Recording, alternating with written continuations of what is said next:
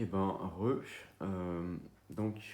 première vidéo, je vous explique un petit peu toutes les erreurs à ne pas commettre, qui sont ne pas prendre un programme parce qu'il y a une commission trop élevée, ça forcément, ne pas tester le produit, parce que si vous ne testez pas ou que c'est un produit de merde, ça ne sert pas à grand chose.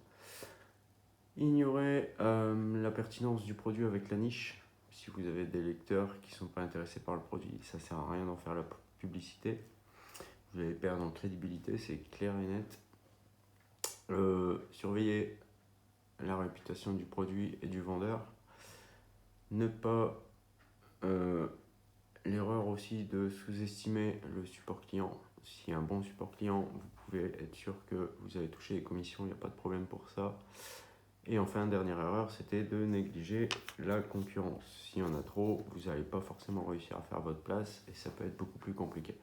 Attaquez-vous d'abord à un petit marché et vous verrez par la suite pour grossir.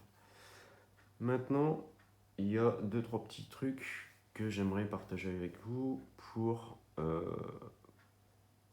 vraiment tomber sur un bon programme d'affiliation.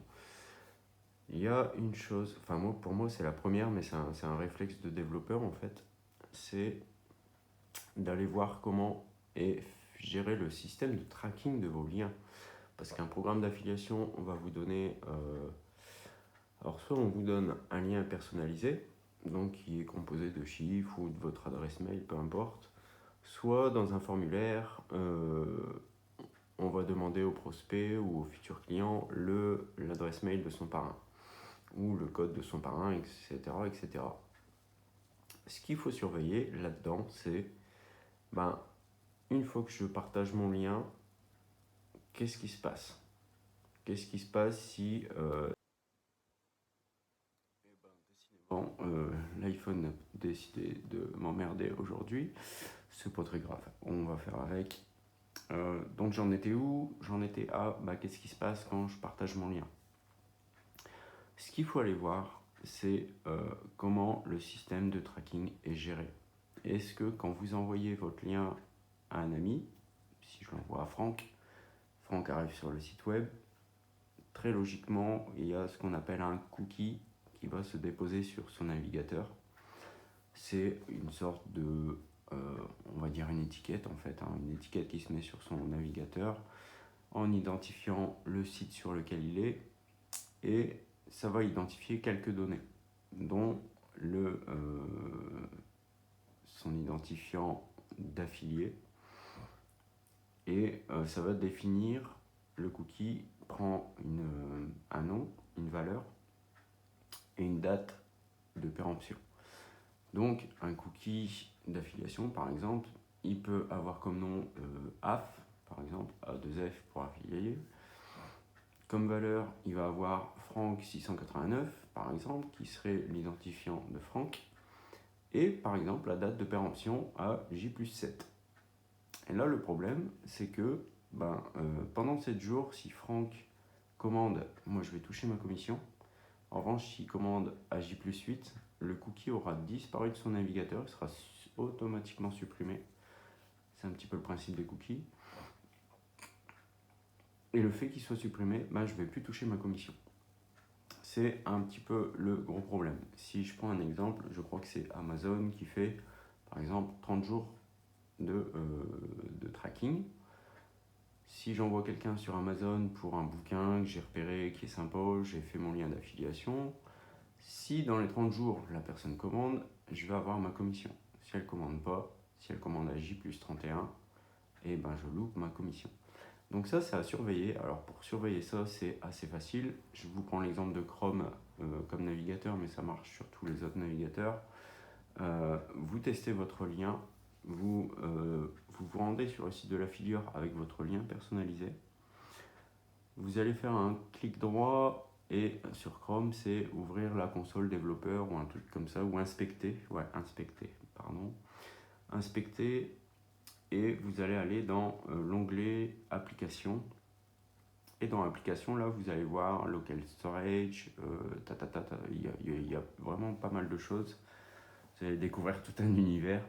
Mais parmi ça, il y a un onglet cookies Et dans le cookie, là, vous allez pouvoir retrouver le cookie d'affiliation qui a été posé. Alors, par principe, les affilieurs expliquent un petit peu comment leur système fonctionne. Ils vont vous dire si c'est marqué à 30 jours, 60 jours, si c'est au premier affilié, si c'est au dernier affilié, etc., etc. Parce que c'est encore un truc qui peut se passer aussi. Mais ce que vous allez voir assez rapidement, c'est mon cookie est posé, comment il est posé et quelle date de péremption il a. Si c'est un cookie de 7 jours, eh ben, vous allez devoir cravacher pendant 7 jours pour que votre client commande. C'est un peu compliqué, c'est un peu chiant, mais c'est pas impossible. Si c'est un super produit, que ça se vend assez rapidement, pourquoi pas jouer cette carte-là. Mais en règle générale, c'est un peu plus compliqué de travailler avec ce genre de truc. Donc, ce que vous allez faire, c'est essayer de trouver un tracking qui se fait vraiment sur le long terme. Moi, par exemple, mon programme d'affiliation, je vais vous expliquer d'abord le côté premier affilié, dernier affilié. Disons que j'envoie mon lien à Franck et que Franck va voir le produit, ne commande pas forcément, mais mon cookie, il a un cookie sur son navigateur avec mon identifiant à moi. Donc s'il achète, c'est moi qui touche la commission. Malheureusement, il ne commande pas tout de suite. Et il y a Pierre qui, 3 jours plus tard, envoie un email à Franck avec son propre lien d'affiliation. Là, Franck retourne sur le site et comme moi je lui en ai déjà parlé, il commence à se dire bah c'est peut-être intéressant, bah allez, je commande. Et là, si la commission n'est pas attribuée au premier affilié mais au dernier, et ben c'est Pierre qui va toucher la commission et pas moi. Alors que moi je lui en aurais parlé en premier, c'est Pierre qui va toucher la commission sur mon dos. Alors, c'est une façon de faire, c'est louable, peu importe, c'est chacun son truc. Pour ma part, je rémunère toujours le premier affilié, la première personne qui a parlé de moi, de mon produit, de ma formation, de ma prestation à quelqu'un. Pourquoi ? Parce que c'est la première personne à l'avoir faite. Donc je trouve ça plus logique de rémunérer cette personne-là. Et en fait, ce qui se passe sur le navigateur de la personne quand 2 affiliés font la même promotion à quelqu'un, c'est que le programme derrière, sur le site web de l'affilieur, il va aller vérifier si le cookie est là. Si le cookie est là et que le programme il est destiné à payer le dernier affilié, on remplace le cookie. On vérifie même pas s'il est là, on recrée un cookie du même nom, ça supprime l'autre et basta, on s'en fout. Quand on paye le premier affilié, le programme va aller vérifier s'il y a un cookie. S'il y a un cookie, on n'en met pas. Donc, si j'étais le premier rémunéré, Pierre envoie Franck, son cookie à lui ne va pas s'installer. Ça, c'est top. Et voilà, ça marche comme ça. Donc, c'est juste un programme, c'est de la programmation derrière qui va déterminer qui va être payé, etc., etc. Là, c'est à vous de voir comment ça tourne. Si c'est pas explicite dans le détail du programme d'affiliation, ce que je vous recommande en fait, c'est de créer 2 comptes différents, 2 comptes affiliés et de voir un petit peu, jouer avec, voir comment ça se passe. Une fois que vous avez vu comment ça se passe, il y a de quoi faire. Maintenant, on peut aussi faire un autre truc. Et moi, c'est un truc que j'aime bien faire pour mes affiliés, c'est que d'une part, je rémunère le premier. J'essaie de lui mettre un cookie au maximum à 365 jours. Donc si vous me rapportez un prospect aujourd'hui, qui lit la newsletter pendant 6 mois et qui décide de commander, toujours sur son même navigateur, s'il n'a pas supprimé ses cookies entre deux, très logiquement, vous allez toucher votre commission. Je fais un truc en plus, c'est que moi j'ai envie que mes affiliés soient traqués vraiment indéfiniment. Donc à chaque fois que mon affilié va renvoyer quelqu'un, je vais lui poser le premier cookie. Cette personne est là, elle a un cookie qui a une date de péremption à 365, et ce visiteur-là, je le vois plus pendant 3 mois. Il revient 3 mois plus tard, je relève le cookie, je sais, ah tiens, il y a déjà un cookie d'affiliation, je vais refaire le même cookie en lui remettant 365 jours. Et ainsi de suite. Je suis comme ça mon prospect et j'augmente la longueur, la longévité du cookie pour mon affilié. Parce que il faut retenir une chose, un affilié, ça nous prend de l'argent, c'est sûr. Mais s'il est bien rémunéré, c'est votre meilleur commercial. Et c'est un commercial que vous payez à la commission.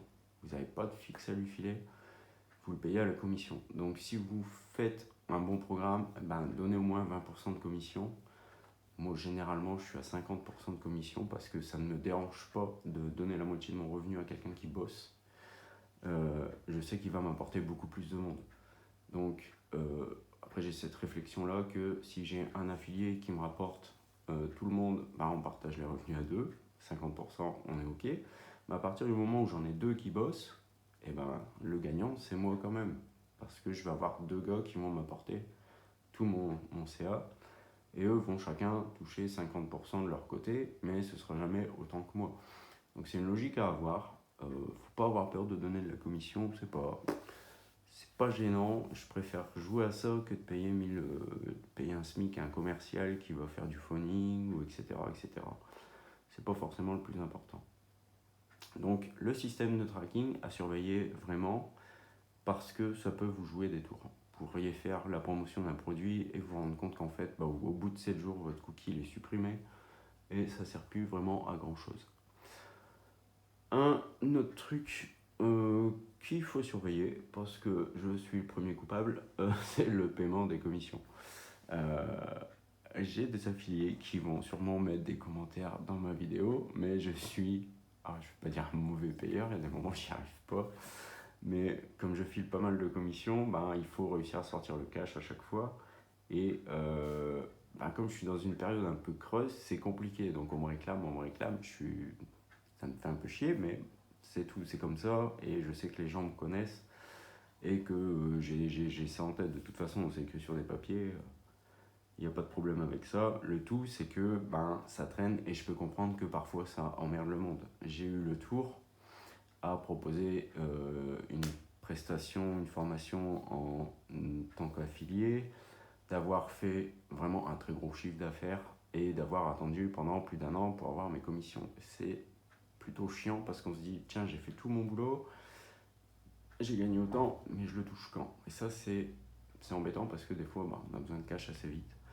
Donc, c'est pas top. Donc vérifiez un petit peu le paiement des commissions, comment ça se fait, est-ce que ça se fait, parce que là, pour le coup, il y a beaucoup d'affilieurs qui se foutent un peu de la gueule du monde et qui comptent sur une masse d'affiliés pour envoyer 2-3 personnes, mais ils vont jamais payer de commission. Et par exemple, ils vont vous mettre un seuil de commissionnement à 100 euros, alors qu'ils vous vendent un produit à 27 euros et vous allez toucher en commission 1 euro. Ça veut dire qu'il faut envoyer 100 personnes, 100 clients pour espérer atteindre le seuil et toucher votre commission.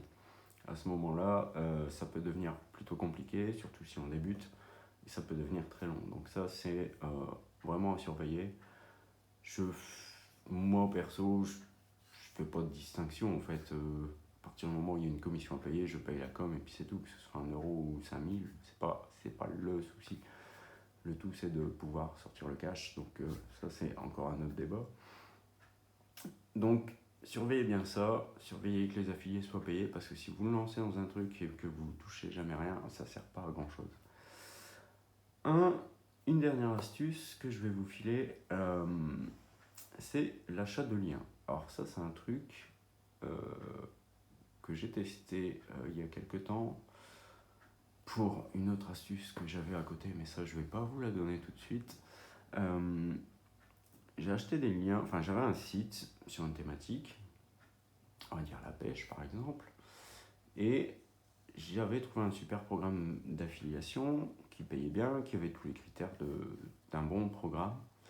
Et je me suis dit, tiens, au lieu de moi faire monter mon site web, passer du temps dessus, consacrer du temps dessus, le faire monter pour qu'il tape la première position sur tel mot-clé, je vais plutôt aller acheter un lien sur un site qui est déjà en première page de Google. Et là, j'ai trouvé un spot, j'ai acheté mon lien, ça m'a coûté 100 balles. Et j'ai donné mon lien d'affiliation intégré dans le texte. Plutôt que de leur dire faites un lien vers mon site, j'ai dit faites un lien vers mon lien d'affiliation directement. Et là, c'est un truc qui a été plutôt rentable assez rapidement. Donc, c'est une super astuce, mais vérifiez un petit peu toutes les erreurs qu'on a vues un petit peu avant. Parce que là, forcément, vous allez investir dans l'achat d'un lien ou dans...